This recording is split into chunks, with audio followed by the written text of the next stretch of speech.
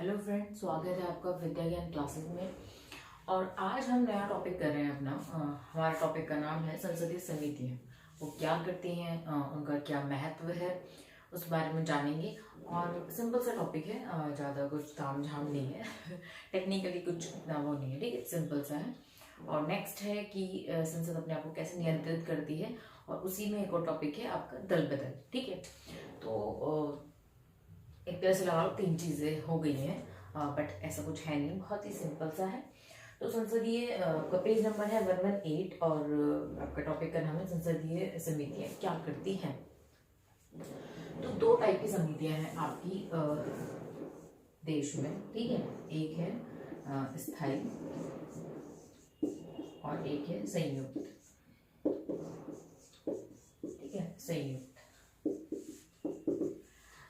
तो स्थायी समितियां हैं आपकी 20 और संयुक्त है जो 2 से मिलके बनी है। संयुक्त का मतलब वही है 2 चीजों को मर्ज करके जो बना होता है, तो उसमें इन सबके मेंबर होते हैं, इसलिए उसे संयुक्त कहा गया है, ठीक है। ये 20 होती हैं, 20 है आज की डेट में हमारे देश में, ओके। तो इतना ये आगे आएगा, बट स्टार्टिंग इसकी ऐसे होती है कि समितियाँ बहुत इंपॉर्टेंट हैं, बहुत अच्छा रोल प्ले करती हैं हमारे देश में एंड एक्सेट्रा, ठीक है। बट है क्या क्या रोल प्ले है उनका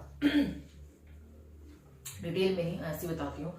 कोई भी कानून आ रहा है, कोई भी कानून बना रही है, जैसे हमने बोला कि संसद का क्या काम है, सिर्फ साइन करना, बट काम एक्चुअल में कौन करता है, आईएएस ऑफिसर्स करते हैं, हमारे अधिकारी लोग करते हैं वो कानून। बट समितियाँ उनके विषयों, वही समितियाँ उनके विषयों में जो भी आपका विषय है, किसी चीज़ पे कानून आ रहा है, उसका उसका जो भी कानून है, जो भी उसका कानून का विषय है, बेरोजगारी हो गया या किसान आंदोलन हो गया या भी कौन सा था आपका नागरिक वाला, है ना। तो उनपे कौन करता है, कौन क्या करता है, उस विषय पे गहन अध्ययन होता है समितियों द्वारा। समितियों का काम है उन पे गहन अध्ययन करना, ठीक है, उनके बारे में बताना कि इस तरह से कानून बनना चाहिए और इस चीज ये विषय है, ये हमने अध्ययन किया, अब इसके अकॉर्डिंग देख लो आपको क्या करना है। फिर वो और का काम है कानून बनाना, तो वो गहन अध्ययन करती है उस विषय पे जिस पे कानून बन रहा है। आधा काम हो गया। जैसे बोलते हैं कि आप कोचिंग ज्वाइन कर लो, ठीक है। अपने जो बच्चे अपने आप से पढ़ते हैं उनको बोलते हैं ट्यूशन लगा लो यार, कुछ कर लो। ऐसा क्या होता है, बुक मेरे पास भी एनसीईआरटी, आपके पास भी एनसीईआरटी है, बट ऐसा क्या है कि आपको बोला जाता है कि आप वहाँ जाके पढ़ लो। वो इसीलिए क्योंकि आपके पास बहुत सारे सब्जेक्ट हैं,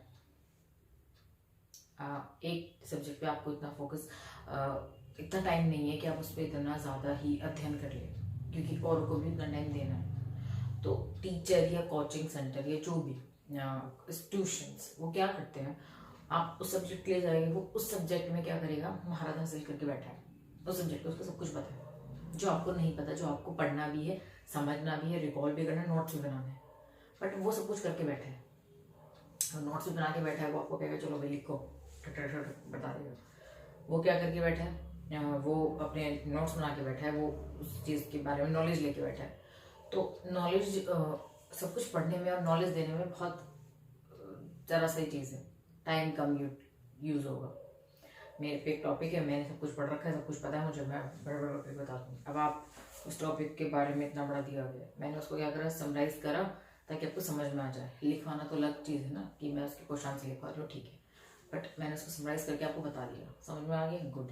आप उसके दो पेज पढ़ोगे तब जाके आपको समझ में आएगा, क्योंकि आप बिगनर हो, स्टार्टिंग करिए आपने अभी उसमें, है ना। तो टीचर का, कोचिंग का, ट्यूशन्स का ये फायदा है कि उसको उस चीज़ के बारे में ज़्यादा पता है और वो फटाफट बता देगा। ऐसे ही समितियों का काम है, वो उस विषय के बारे में गहन अध्ययन करती हैं और पेश करती हैं।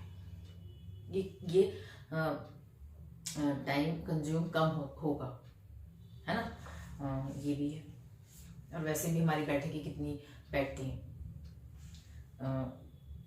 बहुत ही कम, तो इतने इतनी बड़ी जनसंख्या, उनके बारे में इतने सारे कानून, विषय, सब कुछ है, तो कौन करेगा वो काम, है ना। तो समिति, अब पता लग रहा है कितना इंपॉर्टेंट काम है इनका, सारी चीज़ों को समराइज करना, बताना, सब कुछ करना, तो इसीलिए बहुत इम्पोर्टेंट है। ठीक है बच्चा, यही बताया गया है आपके इसमें।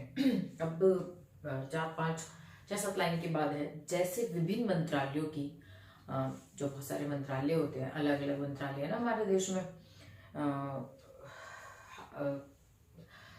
कौन सा, विदेश मंत्रालय हो गया, सेना के लिए हो गया, मतलब वही, ठीक है, सुरक्षा जिसे बोलते हैं, पढ़ाई के लिए हो गया, अपराध या कुछ भी, बहुत सारे मंत्रालय हैं, कपड़ा, जैसे जहाँ से कपड़ा है उसके लिए अलग मंत्रालय, बहुत सारे डायमेंशन है। तो ऐसे ही विभिन्न मंत्रालयों की अनुदान मांगों का अध्ययन करना, जो वो अपने लिए पैसे मांग रहे हैं, क्या वो सच में यूज करेंगे, किस तरह से यूज करेंगे, उसका अध्ययन। ठीक है, नेक्स्ट एग्जाम्पल बता रहे हैं, विभिन्न विभागों के द्वारा किए गए खर्च की जांच, कि जो पैसे दिए उसको सही से यूज करा आपने, कैसे यूज करा उसको बताओ, उसकी जांच वो करता है। और क्या है, भ्रष्टाचार के मामलों की पड़ताल आदि, इस विषयों के बारे में तो है, ये भी है, इन पड़ताल भी करता है ये। ठीक है, तो बताया गया है कि समितियां ये सब कार्य नहीं करती हैं, ये कार्य। ठीक है, 1983 जो 1983 में इसको और बड़ा कर दिया, और उसको कर दिया कि 20 समितियां, स्थायी समितियां होनी चाहिए हमारे देश में। ठीक है, ये बताया गया। वो स्थायी समितियां क्या करेंगी, अनेक बजट खर्च, उनके संबंधी विधेयकों को देखरेख करती हैं, मतलब ये काम है।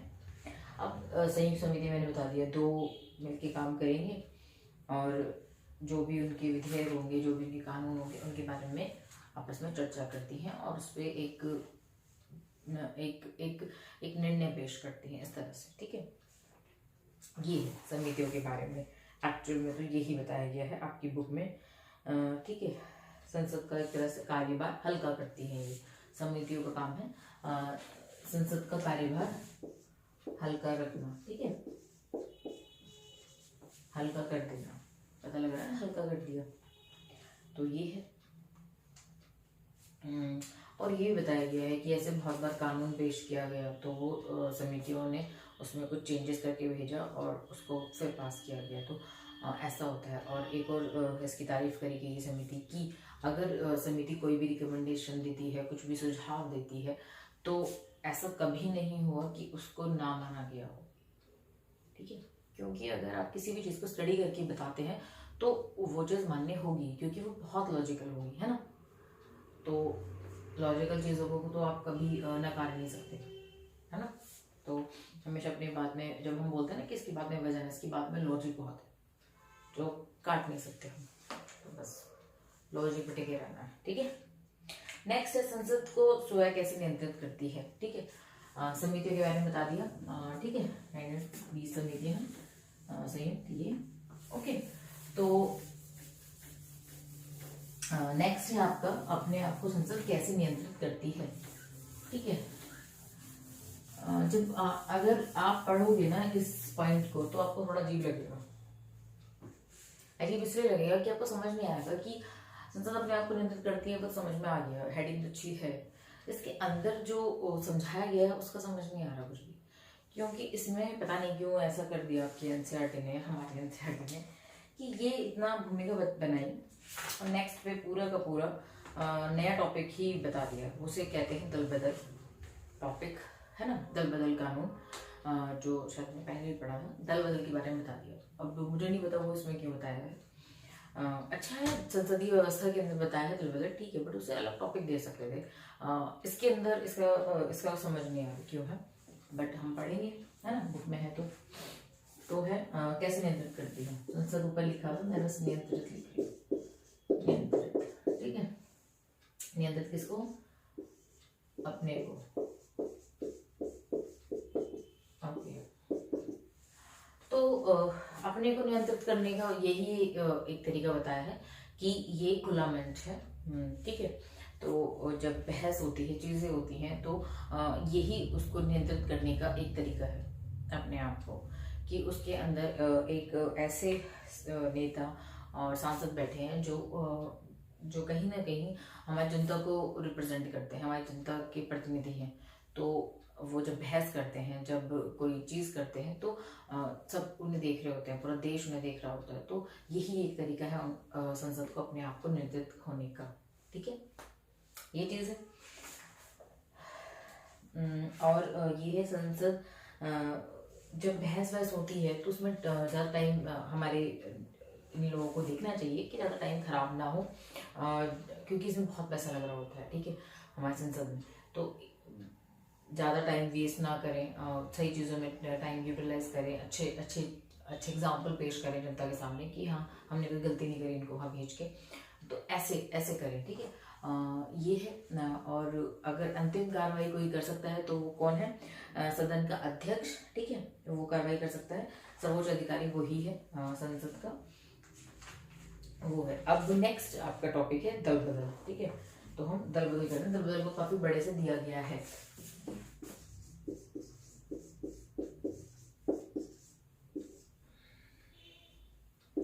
ये मैं नहीं मिटूंगी, ठीक है, मैं ये कर रहे हैं। ओके,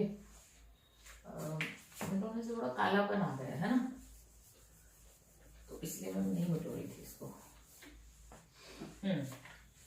दल बदल कर रहे हैं। ठीक है, दल बदल में क्या है? दल बदल क्या है? दल बदल का जो परिभाषा है वो 121 पेज नंबर लास्ट, बिल्कुल लास्ट। ठीक है, आपके लास्ट पैराग्राफ में इसकी परिभाषा दी गई है कि दल बदल है क्या।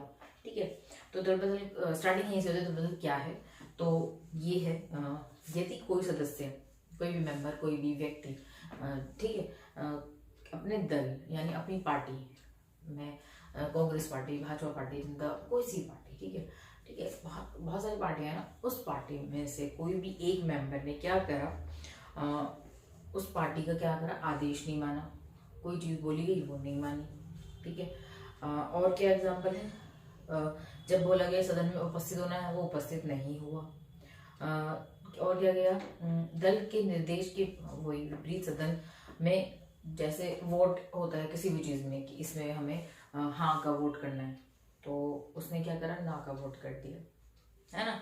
तो ये स्वेच्छा से दल की सदस्यता को त्याग दिया, अपनी मर्जी से उस दल को त्याग दिया, और इन 3-4 चीजों अगर हो गई हैं तो उसे ही दल बदल कहते हैं, कि इस व्यक्ति ने अपना दल बदल लिया।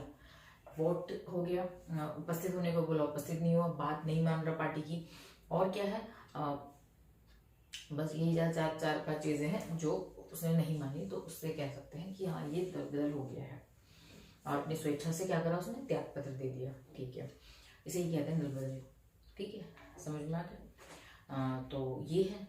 अब क्या होने लग गया कि जिस पार्टी से वो चुन के आया था व्यक्ति, वो पार्टी छोड़ के वो कहीं और चला गया, तो ये जनता के साथ धोखा हुआ है ना। जनता के साथ तो अल्टीमेट धोखा हुआ ना, कि हमने तो उस पार्टी के लिए चुना था तुम्हें, क्योंकि हमें उस पार्टी की विचारधारा बहुत पसंद आ रही थी।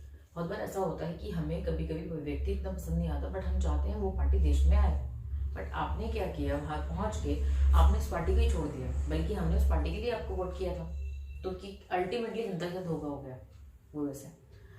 तो इसको रोकने के लिए, और एक तरह से जो चीजें थी वो गलत दिख रही थी, कि ऐसा नहीं होना चाहिए ना, कि कोई बंदा दूसरी पार्टी को छोड़ के, अब वो क्या कर रहा है, अब इतने आप जनता का जहाँ प्रतिनिधि कर रहे हो, हाँ उस लेवल पे क्या चल रहा है, खरीद फरोख्त चल रही है, मैं तो जितने पैसे दूंगा, चल छोड़ दो उसकी पार्टी की, जिंदगी भर के लिए तेरे लड़के को ये कर दिया, हम तेरे को वहाँ फिट करवा देंगे, उसको ये कर देंगे, ऐसे इतनी खरीद फरोख्त होने लग गई, इसका इतना गंदा रूप बदल गया। तो इसको रोकने के लिए संविधान में संशोधन हो।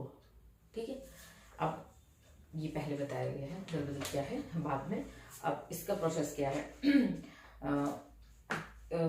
ठीक है, इसको चेंज करा गया कब, 1985 में 52 हुआ संविधान संशोधन हुआ।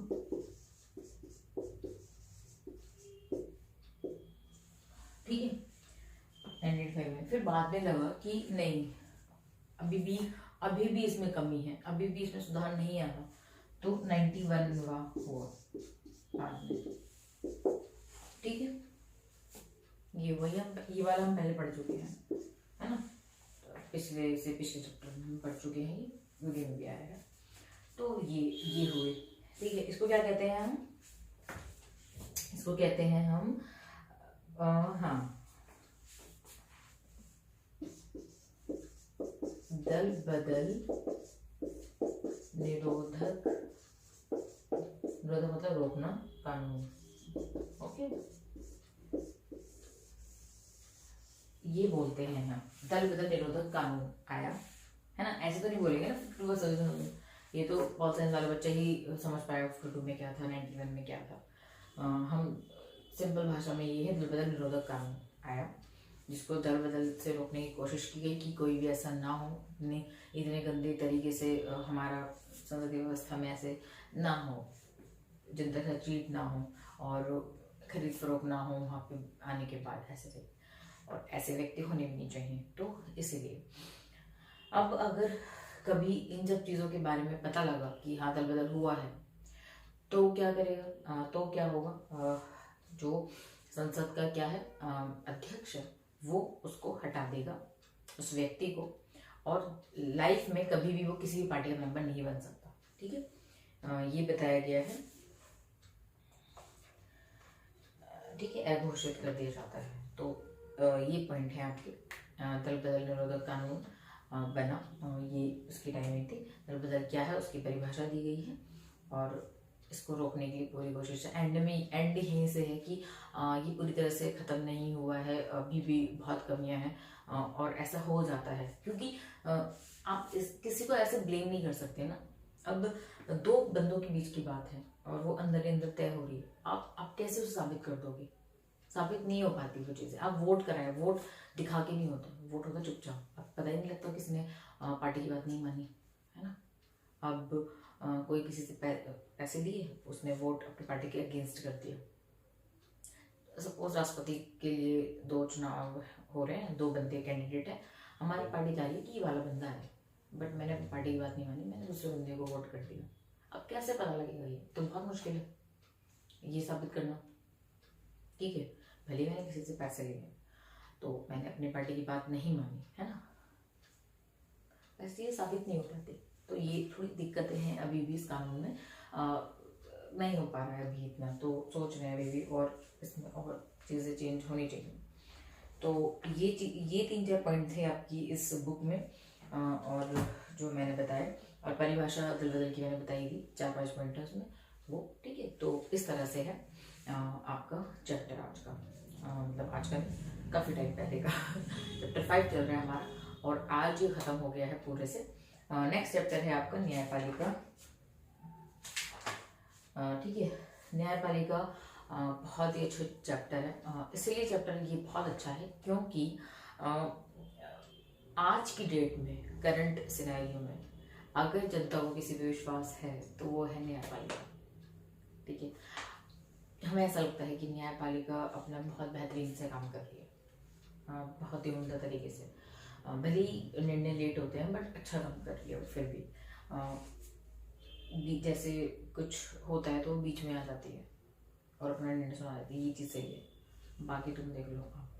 ठीक है, तो जो हम कहते हैं मंत्रीगण, ये सब, इनको प्रॉब्लम हो जाती है कि यार न्यायपालिका ने बोल दिया, अब चीज़ों को चेंज करना पड़ेगा, है ना, इस तरह से।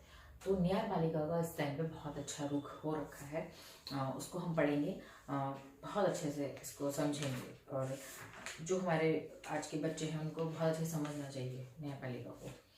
ठीक है, तो न्यायपालिका बहुत अच्छा चैप्टर है, बहुत ही ज़्यादा अच्छा चैप्टर है। अवेयर सिटीजन होने के लिए आपको न्यायपालिका को बिल्कुल अच्छा समझना चाहिए, और बहुत ईजी है, इतना टफ नहीं है, बहुत ईजी है, बहुत अच्छा। तो ठीक है, तो हम अगली वीडियो में नेक्स्ट चैप्टर में मिलेंगे। चैप्टर नंबर 6 है हमारा। और मैं एक और बात यहाँ पे ख़त्म करना चाहूँगी कि शायद अगर मुझे लगे जो 11th क्लास की दूसरी बुक है, सिद्धांत वाली, है ना, थ्योरी वाली, जो थ्योरीज होती हैं पॉल साइंस में, शायद हम उसको भी साथ में लेके चलें। 5 चैप्टर हो चुके हैं, शायद मैं उसको उसको साथ में लेके चलूँगी। 5 चैप्टर उसके हो जाए, 5 चैप्टर इसके हो चुके हैं तो 5 चैप्टर उसके भी हो जाए, तो दोनों बुक एक साथ चल रहे हैं ऐसे। तो शायद मैं दूसरी बुक स्टार्ट करूँ। ठीक है, तो जैसा भी आपको लगे आप मुझे बताओ और कमेंट करो। तब तक के लिए goodbye, thank you and take care.